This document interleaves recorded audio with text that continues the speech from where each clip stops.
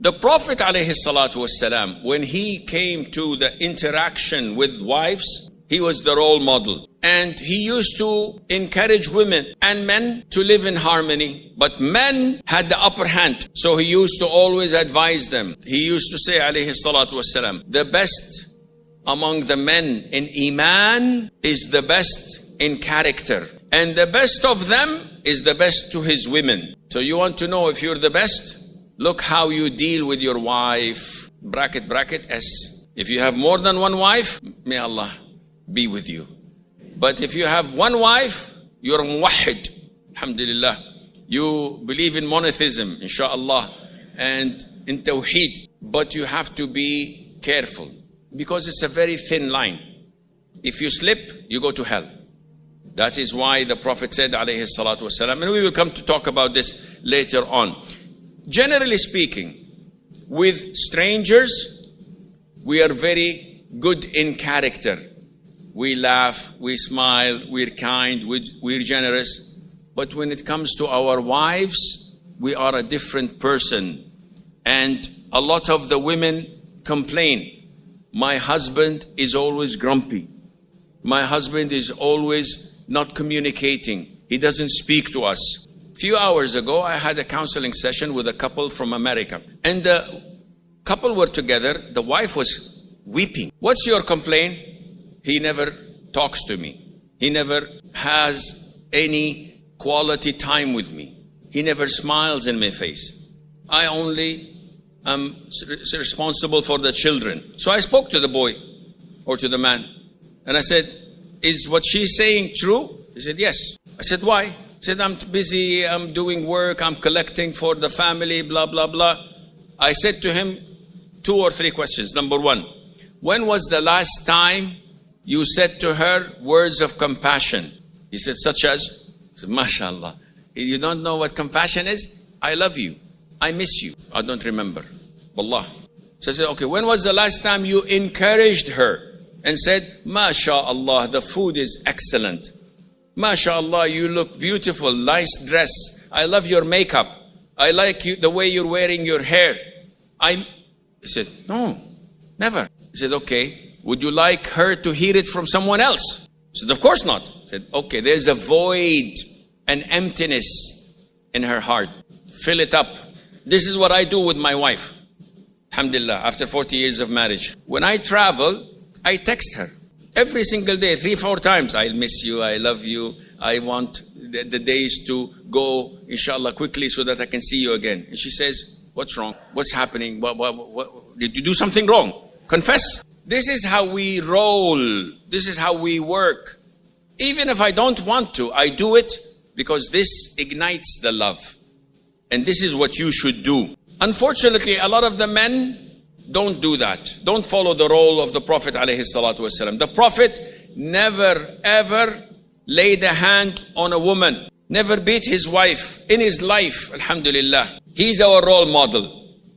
I don't want to put you on the hot seat, but if I said, those who did hit their wives, raise your hands. I think everybody will leave. So no need. No. The Prophet ﷺ said, a lot of the women came to my wives complaining from their men that they beat them up. By Allah, the Prophet swears, they are not the best of you. You lay your hand on a woman, you're not a real man. You're a real man, come and face someone your size. Go and do this with her brother, or with her uncle, or with her father. You won't dare, because they'll beat the heck out of you.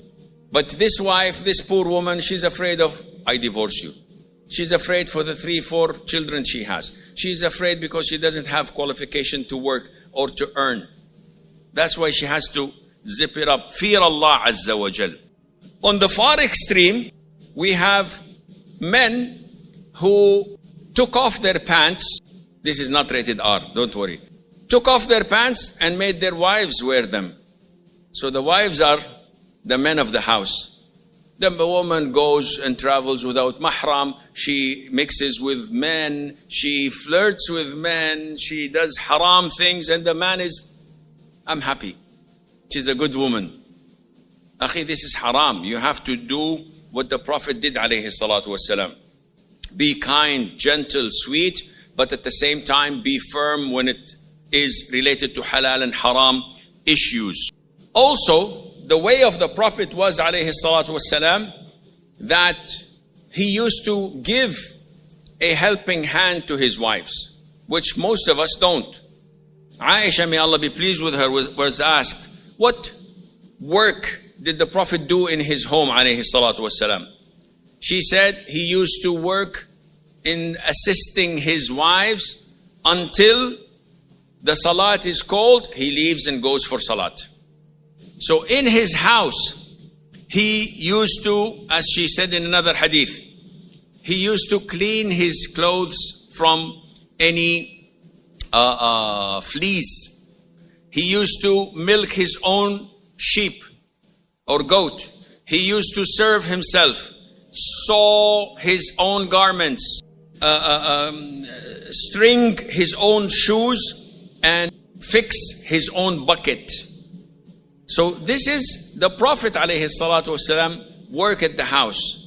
What do we men do in the house? Sit on our lazy chair, have 3 remote controls in front of us, and a big popcorn, and give instructions.